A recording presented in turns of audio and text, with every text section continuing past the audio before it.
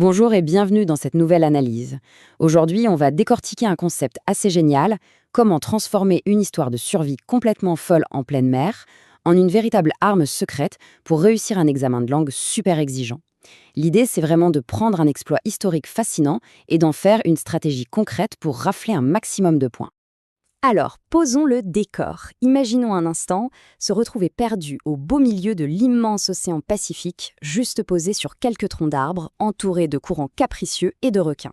En 1947, tenter de traverser ces eaux sans le moindre moteur, c'était vu par toute la communauté scientifique comme de la folie pure. Littéralement, une mission suicide. Absolument personne ne croyait que c'était faisable. Et ça nous amène directement à notre première partie, l'expédition du Kon-Tiki, ou le radeau qui a défié la science. Plongeons un peu dans les faits parce que c'est là que ça devient intéressant. Le cerveau derrière ce projet audacieux, c'est l'explorateur norvégien Thor Heyerdahl. Et son but, ce n'était pas juste de se faire des frayeurs, mais bien de répondre à une gigantesque question scientifique de l'époque. Et les chiffres de son aventure, ils donnent le vertige. Départ le 28 avril du Pérou.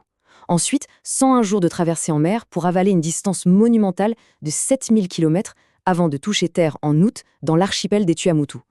Gardons ces chiffres bien en tête. 7000 km, 101 jours, on va voir plus tard à quel point ces données sont des pépites pour notre stratégie. Mais au fait, à quoi ressemblait ce fameux Kon-Tiki ? Eh bien, c'était un simple radeau construit à la main avec du bois de balsa. Et la règle d'or de l'expédition, c'était de n'utiliser que des techniques de l'époque précolombienne, donc zéro moteur. Sur ce petit bateau fragile, il y avait Thor, 5 de ses compagnons, et, petite anecdote amusante, un perroquet nommé Lorita. Tout ça pour prouver que les anciens peuples d'Amérique du Sud avaient très bien pu utiliser ce genre d'embarcation toute simple pour aller coloniser la Polynésie. Deuxième partie, le défi du radeau. Considérer l'océan comme un chemin et pas un obstacle. Parce qu'en fait, cette expédition, c'était bien plus qu'un test d'endurance face à des vagues géantes. C'était une vraie bataille idéologique contre ce que tous les scientifiques pensaient à l'époque. Et ça illustre parfaitement notre propos. D'un côté, on a le consensus. Les savants considéraient l'océan comme un mur ininfranchissable, un truc qui isolait complètement les civilisations. Et de l'autre, on a la théorie de Heyerdahl, qui disait exactement le contraire. Pour lui, l'océan, ce n'était pas un obstacle, c'était une route, un trait d'union naturelle entre les peuples. Et il y a une citation qui résume ça à la perfection. Après 101 jours à survivre au milieu des tempêtes et des créatures marines, il a déclaré « L'expédition du Kon-Tiki m'a ouvert les yeux sur ce qu'est réellement l'océan. C'est un convoyeur et non un isolateur. » C'est puissant, non ? Ça prouve que la nature, quand on sait faire corps avec elle, elle nous transporte. Bon, on arrive à notre troisième partie, le moment où tout se connecte, la grille d'Elphes-B2, de la survie océanique à la survie académique.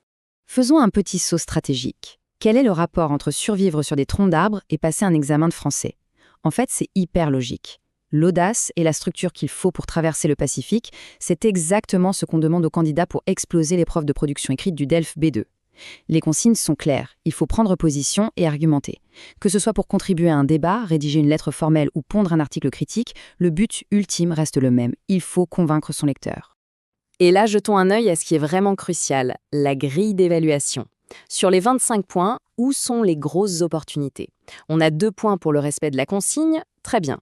Mais on a surtout 3 points pour la capacité à présenter des faits, 3 points pour l'argumentation et un énorme bloc de 4 points pour la cohérence et la cohésion. Et c'est pile poil ici que l'épopée du Kon-Tiki va nous faire gagner gros. Ce qui nous mène à la 4e partie. Argumenter avec l'histoire pour transformer ces fameux faits en points. L'astuce, c'est de ne pas juste balancer cette histoire comme une petite anecdote sympa. Non, on va l'utiliser comme une véritable machine à argumenter, taillée sur mesure pour les correcteurs. Prenons la capacité à présenter des faits, notés sur 3 points. Au lieu d'inventer un exemple bateau et flou, on pose sur sa copie les 7000 km, les 101 jours, l'année 1947. Boum, on montre instantanément au correcteur qu'on maîtrise des données ultra précises et concrètes. C'est exactement ce qu'il veut lire. Regardons la différence, c'est flagrant. Si on écrit juste « l'océan relie les gens », bon, c'est vrai, mais c'est un peu pauvre. Maintenant, imaginons une version optimisée pour le DELF. Comme l'a prouvé l'expédition du Kon-Tiki en parcourant 7000 km, l'océan n'est pas un isolateur, mais un convoyeur. L'idée de base est la même, mais là, on écrase littéralement les critères de la grille. On a l'autorité des faits combinée à la force de l'argument. Allez, 5e et dernière partie, maximiser les points en appliquant cette théorie directement au sujet d'examen. L'avantage de cette histoire, c'est qu'on peut la recaser un peu partout. C'est un vrai couteau suisse face au sujet classique du DELF. Par exemple, on tombe sur un article critique concernant l'environnement. Parfait, on parle de ce radeau qui utilise intelligemment les courants naturels sans aucun moteur, la nature comme guide. Un débat sur l'innovation ou le dépassement des théories scientifiques, hop, on sort le refus du consensus de 47 pour montrer que les vraies avancées se font en brisant les dogmes établis.